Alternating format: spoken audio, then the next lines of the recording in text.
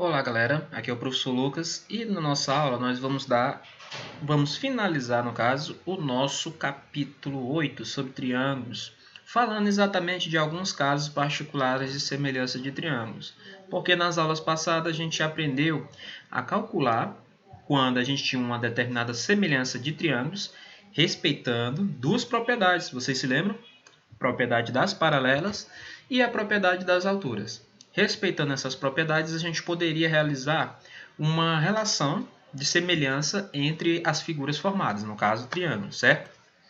Bem, agora vamos ver alguns casos que são de bastante importância, são de ter uma importância bastante para vocês no que dizer a resolução de questões futuramente, certo? Nosso primeiro caso é o caso de ângulo, ângulo, ângulo. O que quer dizer esse caso ângulo, ângulo, ângulo?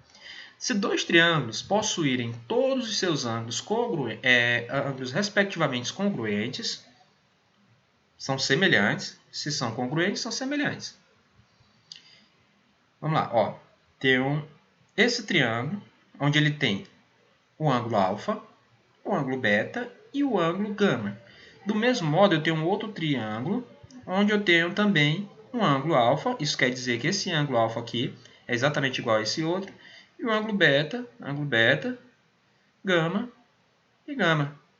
Então, nesse caso, eu tenho uma semelhança de triângulos, observando apenas os seus ângulos internos.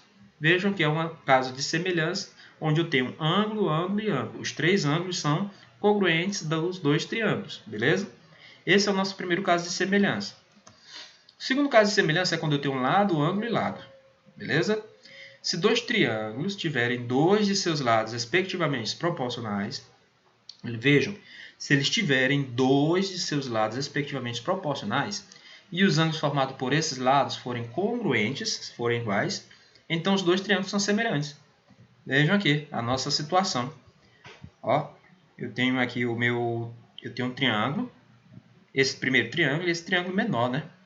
Então eu tenho aqui um lado x e um lado y no meu triângulo menor.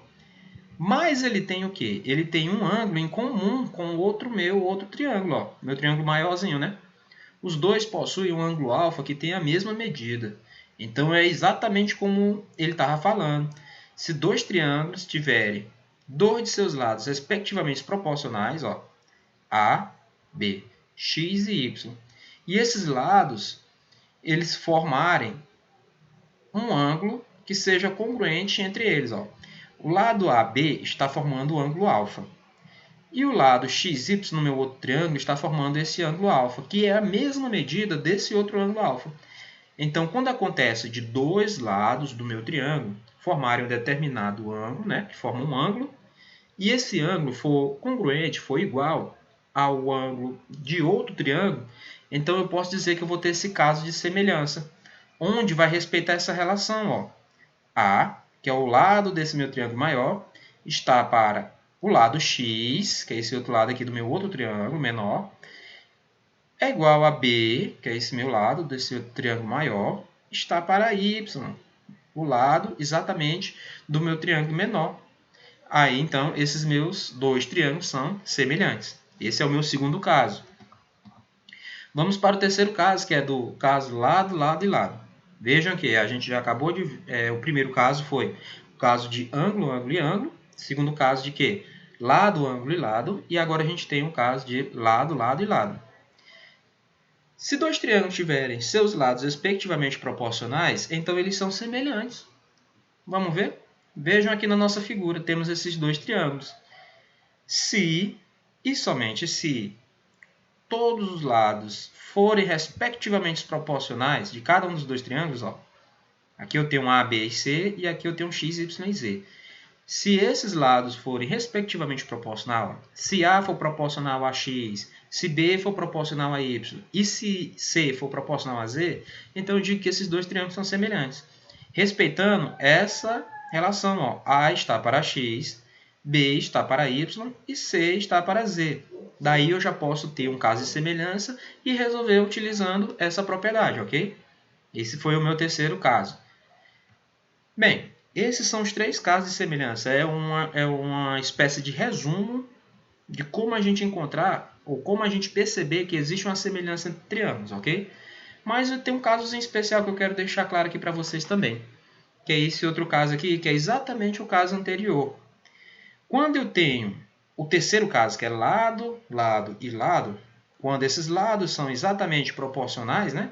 Então eu vou ter uma constante de proporcionalidade. Eu tenho que ter essa constante, que é a constante K. Ó. Aqui está o K, aqui está o K e aqui está o K. Essa constante aqui vai indicar a proporcionalidade, vai me dizer, vai me mostrar essa proporcionalidade que eu tenho entre os lados desses meus triângulos, dos dois triângulos.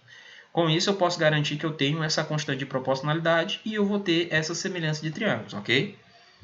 Bem, pessoal, então essa aula era só isso. É um resumo de tudo que a gente viu até então sobre semelhança de triângulos, observando 3 casos especiais, 3 casos que sempre vão indicar para vocês quando ou não vai haver uma semelhança de triângulo, que é o primeiro caso, que é quando eu tenho semelhança a partir de ângulo, ângulo e ângulo, que é os 3 ângulos internos de um triângulo, se eu tiver a semelhança, ou se eu tiver um primeiro caso, então eu tenho semelhança entre os dois triângulos.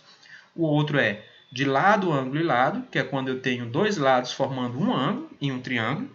E esse ângulo tiver a mesma medida em outros dois lados no meu outro triângulo. Então eu vou poder dizer com convicção que esses dois triângulos são semelhantes. E o último é de lado, lado e lado, que é quando os três lados eles apresentam uma proporcionalidade. No caso, uma constante proporcional. Certo? Bem, pessoal, espero que todo mundo tenha entendido. Se precisar, podem rever novamente a aula. E continue os estudos, resolução de questões e até a próxima aula, ok? Abraço!